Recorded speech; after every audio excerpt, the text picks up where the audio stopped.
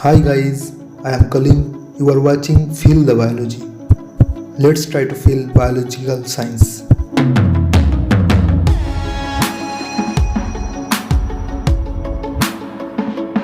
आज इस सेशन का टॉपिक एकेडमिक सिलेबस से हटके है, पर यह टॉपिक चैप्टर को इंटरलिंक करने में और बेसिक कॉन्सेप्ट को स्ट्रॉन्ग करने में मदद करेगा। एक्चुअली एनसीईआरटी बोर्ड बायोलॉजी का चैप्टर्स को निश्चित रूप से स्पेसिफिक गाइडलाइन फॉलो करके सजाया है। A note for the teachers and student paragraph को पढ़ के आभास मिलता है इसका। पर मैं पर्सनली ये दोनों बुक पढ़ते वक्त चैप्टर का सीक्वेंस से एक इंटरलिंक, एक इंटरकनेक्शन ढूंढ पाता हूँ, जो मैं आपके साथ शेयर करने जा रहा हूँ। डेफिनेशन के हिसाब से biology is the story of life and evolution of living organism on earth.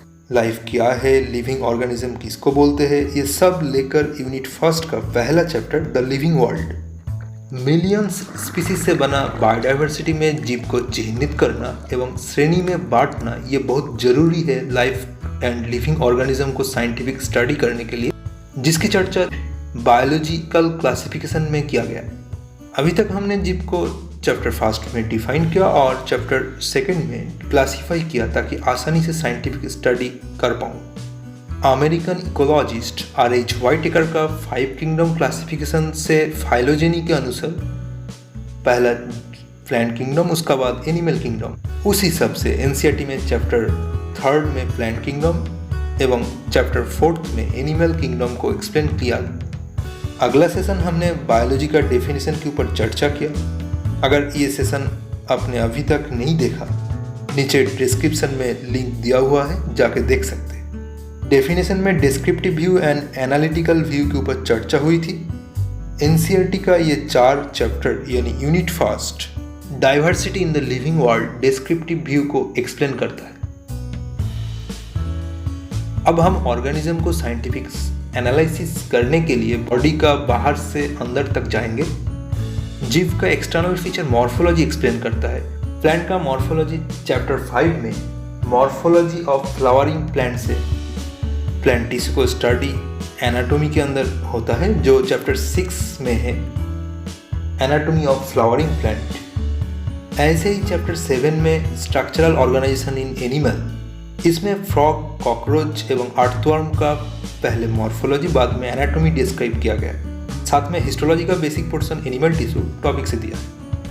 Tissue से सेल की ओर चलते हैं। सेल का structure, composition, cell cycle and cell division सब कुछ चैप्टर 8, 9 एंड 10 में है, जो यूनिट थर्ड का अंतर्गत है। जीव का शरीर में जो फिजियोकेमिकल एक्टिविटी चल रहा है वो फिजियोलॉजी का विषय है। एनसीईआरटी प्लांट फिजियोलॉजी यूनिट 4 में और ह्यूमन फिजियोलॉजी यूनिट 5 में इलास्ट्रेट किया है। ये दोनों यूनिट में चैप्टर का जो ऑर्डर है, इसका पीछे भी अलग कहानी छुपा है, जो मैं अगले सेशन में अनफोल्ड करूंगा। यहाँ पे एनसीईआरटी का फर्स्ट पार्ट खत्म होता है। अभी तक हमने एक जीव को आइडेंटिफाई करके क्लासीफाई किया, फिर उसको साइंटिफिक स्टडी करने के लिए शरीर में बाहर का चीज़ मॉर्फोलॉजी में काट करके अंदर का जो कुछ मिला, ऑर्गन लेवल को एनाटॉमी में, टिश्यू लेवल को हिस्टोलॉजी में, सेलुलर लेवल को सेल बायोलॉजी में और अंत में बायोफिजियोकेमिकल एक्टिविटी को फिजियोलॉजी में देखा। चलिए क्लास 12 एनसीईआरटी का चैप्टर की ओर।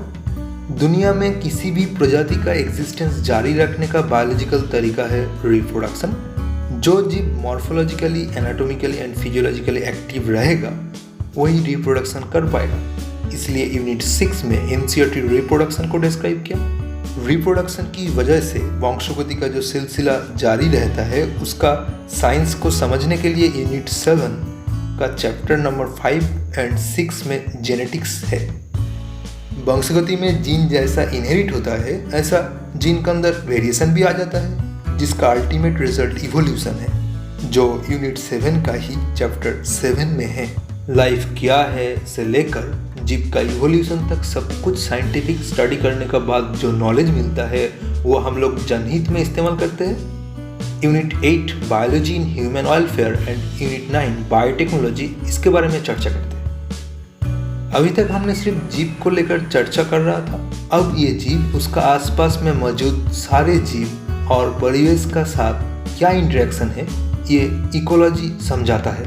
अंत में NCERT 12 यूनिट 10 का अंदर इकोलॉजी एक्सप्लेन किया है। NCERT बायोलॉजी में चैप्टर्स को इंटरलिंक करने का ये कॉन्सेप्ट शायद आपका पास नया है। दोनों किताब दिल से पढ़ते वक्त जो मैंने फील किया वही शेयर किया। मुझे लगता है ऐसे concept biology as a subject को फील करने के लिए और सब्जेक्ट का ऊपर इंटरेस्ट ग्रो करने के लिए काफ़ी मदद करेगा। तो कैसा लगा ये कॉन्सेप्ट कमेंट के माध्यम से बताएं, और वीडियो अच्छा लगे तो लाइक करिए, ज़्यादा से ज़्यादा शेयर करिए, और हाँ, चैनल को सब्सक्राइब करना मत भूलिए। साथ में बेल आइकन को प्रेस करिए ताकि नया वीडियो का अपडेट मिलते रहे। एक नया टॉपिक के साथ फिर मिलेंगे अगले वीडियो में। तब तक गुड बाय।